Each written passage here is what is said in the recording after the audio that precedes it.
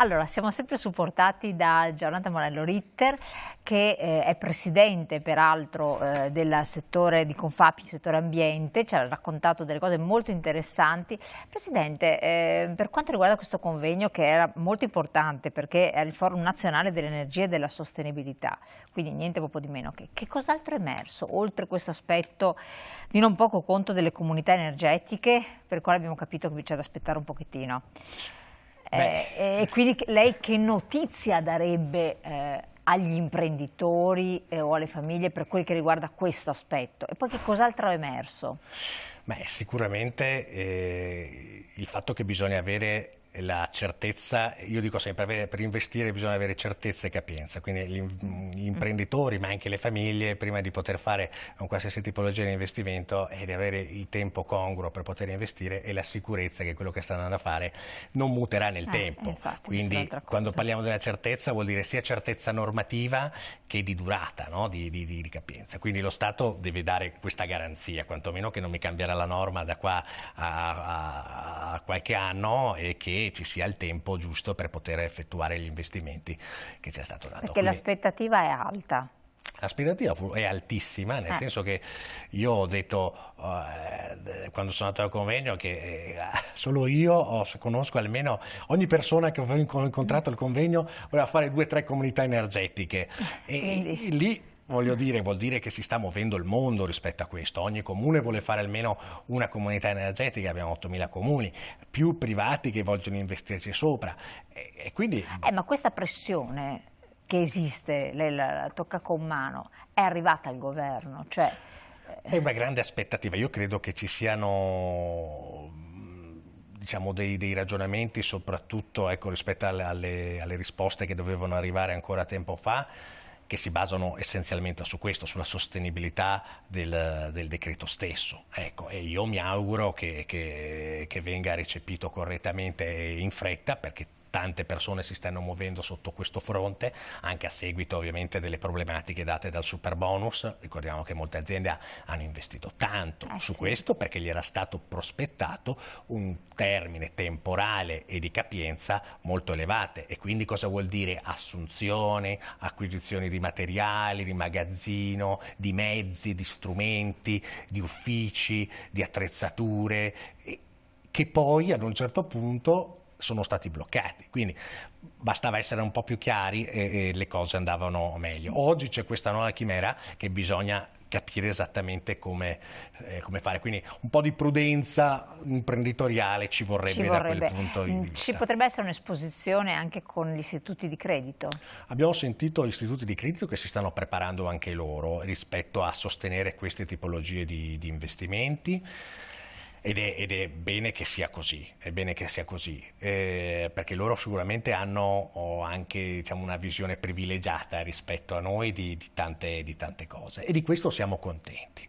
Ovvio che anche nel meccanismo del 110 c'erano le banche che inizialmente acquistavano e poi hanno smesso di acquistare i crediti, quindi anche lì non è proprio una certezza. Sicuramente il mondo si sta spostando da quel punto di vista, nelle comunità energetiche, che per noi è una cosa molto molto buona, perché ripeto, se noi vediamo quella che è la potenzialità, non solamente locale di ottimizzare il consumo dell'energia e quindi far guadagnare anche qualcosina in più al tuo vicino, eccetera, ma di quella che è una vera rivoluzione, trasformazione culturale del consumo dell'energia, della produzione dell'energia e delle soluzioni ad esempio dei centri storici, dove l'energia può essere prodotta all'interno delle zone industriali come quella di Padova, che è la più estesa d'Italia, e questo caso è fungere da centrale pulita per tutto il centro storico, creando quindi anche colonnine di ricarica di energia elettrica, quindi anche pensiline fotovoltaiche dove poter mettere le macchine, parcheggiarle all'ombra, nei parcheggi, eccetera, e quindi incentivare la mobilità sostenibile. Ecco che allora si crea un vero progetto per la città e le comunità energetiche possono essere questo. Come detto, se lei racconta queste cose qui, come le sta dicendo, uno viene a dire partiamo subito. Dove sta il problema? Partiamo subito. In un altro paese, in uno dei tanti che magari lei ha visitato fuori dall'Italia, sarebbero già partiti.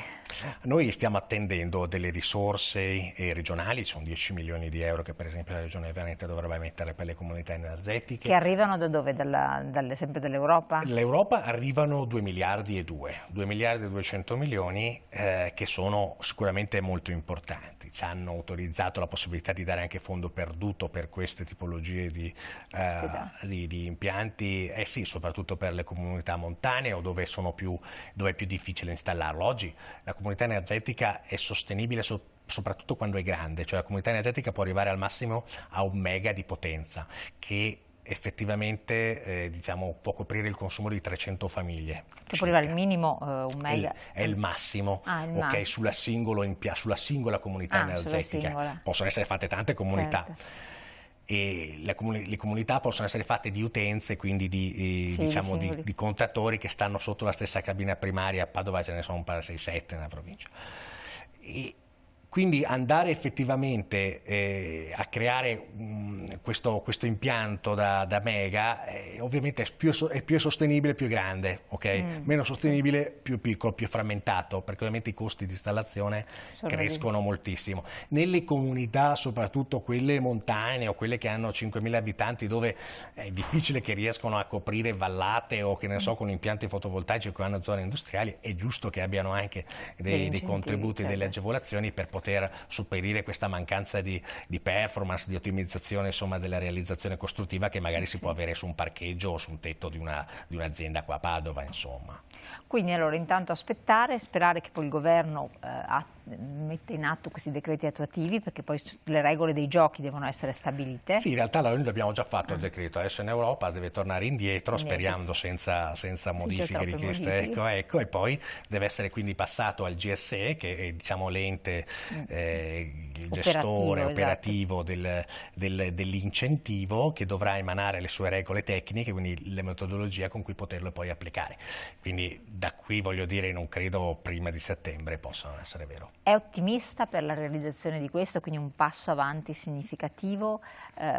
Come la vede? Io me lo auguro sempre, ovviamente, e noi siamo sempre parte attiva per poter confrontarci, soprattutto come associazione di categoria, per andare a definire quelli che possono essere i contorni, gli obiettivi o i correttivi da poter applicare alle norme per poter essere realmente sostenibili. E quindi noi siamo qui effettivamente per anche agire per tempo laddove ce ne fosse la necessità. Ovvio che oggi, che dovrebbe essere speso come a copertura di questo costo, il famoso scambio sul posto, che che è un meccanismo che permette di fare da batteria, la rete elettrica fa da batteria essenzialmente agli impianti fotovoltaici, utilizzare questi fondi per effettivamente coprire, che non ci saranno più teoricamente da gennaio, non ci sarà più lo scambio sul posto, dovrebbe alternativamente andare a coprire questi fondi, questi incentivi delle comunità energetiche, solo che se ne faranno tante, ecco, questo è... Ecco, e questo è l'altro problema che accennavo prima.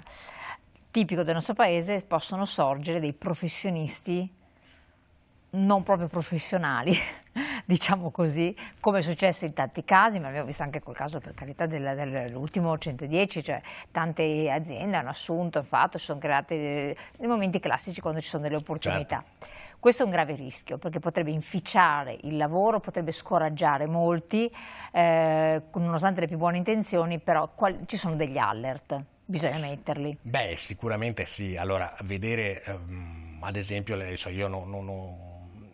io credo che, voglio dire, chi ha una certa esperienza del settore e dimostrata siano quelle da preferire, ovviamente, rispetto ad altre. Non è detto che quelle nuove, le start-up, anzi io sono un sostenitore assolutamente delle start-up, non vadano bene, anzi ben vengano. Ma quali sono le cose a cui stare attenti? Beh, la competenza sicuramente sul tema, la consistenza della società, la compagine societaria, da quelle che possono essere la capitalizzazione della società stessa, insomma un'esperienza, queste sono le cose essenzialmente Quindi voi precise. Come sezione di Confappi Ambiente date anche una consulenza a quegli imprenditori che volessero avere chiarezza se quella comunità La comunità si può entrare e si può uscire indipendentemente, questo lo prevede la norma, quindi è una cosa molto bella. Sì, però se è una cosa fatta da professionisti. Certo che se uno invece vuole, uno può non investire o investire, non è detto che debba per forza farlo. Ovviamente che chi investe, certo deve tenere in considerazione molti fattori, tra cui quello temporale, quello della modalità, quello se partecipa anche lui o meno, insomma ci sono diverse cose da tenere conto. Noi come associazione tentiamo di tenere sempre informati sugli aggiornamenti e su quello che possono essere le best practice da tenere sia per entrare in una comunità che per realizzarla proprio, quindi insomma cerchiamo di rivolgersi a queste tipologie di associazione, essere comunque informati prima di poter firmare un pezzo di carta, insomma, che magari mi vincola di più di quanto io possa pensare. Assolutamente. Questo quindi è un capitolo che abbiamo cercato di chiarire ed è comunque molto interessante perché ci porterebbe avanti un pochettino. Per quel che riguarda anche la sua attività professionale, altrettanto guarda avanti, parliamo di investimenti sostenibili. Sì. Cosa vuol dire investimenti sostenibili? Quindi cosa stanno a significare proprio adesso, tra l'altro?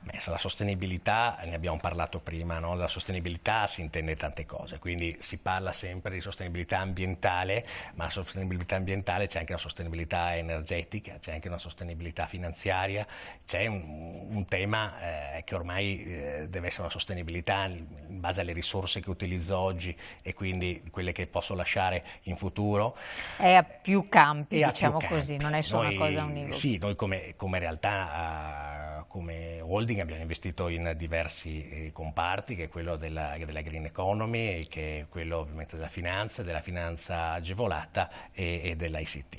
Oggi tutti questi comparti non viaggiano più da soli, separati, sono uno intrecciato all'altro. Sì, come abbiamo detto prima, spesso risparmiare energia vuol dire risparmiare denaro e quindi bisogna anche avere delle pianificazioni finanziarie idonee e bisogna che sia sostenibile nel tempo, anche tecnologicamente. Sì. Quindi sono tante competenze che devono essere, tante conoscenze che devono essere messe assieme e noi l'abbiamo voluto fare appunto attraverso questi investimenti in queste aziende che guardano a oggi ma soprattutto al futuro e lo facciamo con delle differenze rispetto magari a dei nostri competitor, cercando di fare un'operazione appunto tecnico-finanziaria. Ad esempio abbiamo proposto l'installazione gratuita degli impianti fotovoltaici sopra le aziende, il tetto delle aziende. Questo come?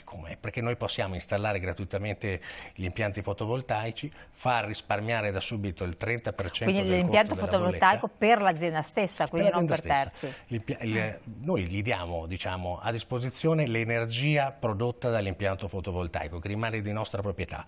Glielo mettiamo sul tetto, lui da subito l'azienda risparmia il 30% del costo in bolletta dell'energia autoconsumata e dopo 10 anni l'impianto fotovoltaico rimane suo, gli regaliamo altri 20 anni di energia completamente gratuita, quindi per 10 anni risparmia il 30% dell'energia autoconsumata che produce l'impianto e dopo ha altri 10 anni, 20 anni di energia completamente gratuita. Queste sono le nuove frontiere della sostenibilità tecnico-finanziaria legata al rinnovabile. Esatto, però parlando in modo molto semplice, chi paga chi si sobbarca gli oneri di questo impianto fotovoltaico? Sì, tutto viene fatto dalla nostra azienda, quindi tutta la manutenzione, tutta l'installazione, tutta la gestione dell'impianto fotovoltaico per 10 anni viene fatta da noi e noi garantiamo il 30% di risparmio della bolletta, del costo della bolletta per l'energia autoconsumata. Il vantaggio per la società, per voi? Per noi ovviamente, noi condividiamo quello che produce l'energia, quello che produce l'impianto fotovoltaico, quindi una parte va a noi per ripagarci l'impianto fotovoltaico ed avere un nostro piccolo guadagno e l'altra va direttamente al cliente. Il cliente si trova a poter investire sulla sua gestione caratteristiche, così chiamata, no? Quindi sulla sua attività e non dover investire su altre cose, quale ad esempio l'impianto fotovoltaico che fa parte di una nostra capacità, di un nostro know-how. E quindi automaticamente lui si trova con un investimento zero, senza aver tirato fuori un euro, ad avere un impianto, ad avere subito il 30% di energia gratuita, del costo Ed dell'energia. avere un impianto E fotovoltaico. dopo 10 anni addirittura gratuito, cioè non deve neanche riscattarlo con un euro, diventa suo per altri 20 anni di energia. Ormai gli impianti fotovoltaici sappiamo che Hanno una durano durata, 30 infatti. anni, voglio dire, di energia. Quindi queste sono ovviamente operazioni strategiche, soprattutto perché permettono agli imprenditori di investire su quello che serve a loro, macchinari, personale, impianti e così via, senza dover magari destinare ingenti somme sugli impianti Ma fotovoltaici. detta così è estremamente attraente, uno dice perché no? Infatti, no, infatti ci sono molte realtà che stanno facendo questa tipologia di attività di investimento con noi e che effettivamente, diciamo, questo noi lo facevamo prima con il LED, con l'illuminazione, lo facciamo tuttora, quindi la stessa modalità, sostituiamo le lampade a incandescenza e facciamo questa tipologia di Quindi investimento. avete già un background di un certo Certo, tipo. e adesso lo facciamo già da un anno con gli impianti fotovoltaici e questo ovviamente porta dei grandissimi benefici all'impresa che non deve indebitarsi, non deve fare un finanziamento, non deve fare niente, deve semplicemente accettare. E facciamo un riferimento, come acquistare la macchina o prenderla a noleggio. Certo. Ok, essenzialmente noi siamo questa forma, diciamo, in cui tu non devi versare un capitale, non devi esporti, ma devi essenzialmente unicamente risparmiare energia dal primo giorno che ti viene installato l'impianto. Quindi questa è una cosa molto importante.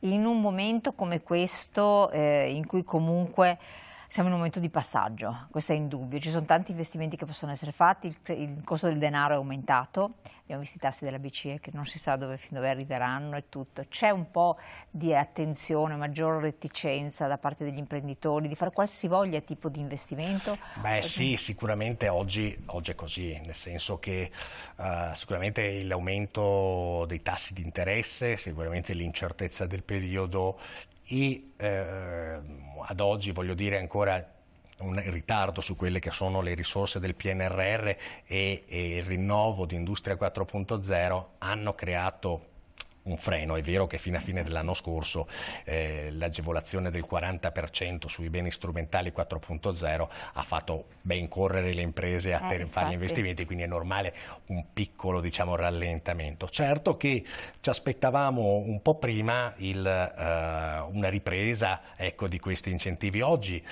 che sentivamo appunto dell'Europa che non ci rinnoveranno, diciamo, la possibilità di avere questi incentivi per la riduzione del costo energetico.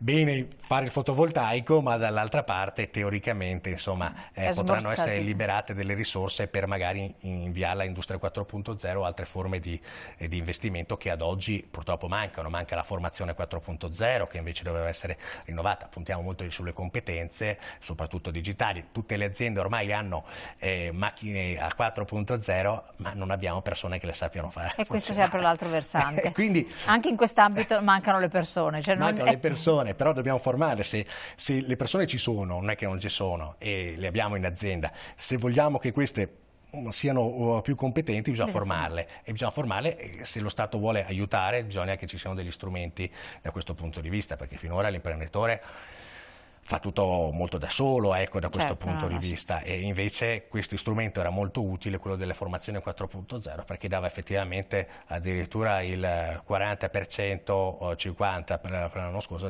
per il costo dell'imprenditore, del lavoratore in formazione, quindi era molto molto interessante come opportunità. Ci aspettiamo insomma che questo venga rinnovato presto. E allora, noi aspettiamo.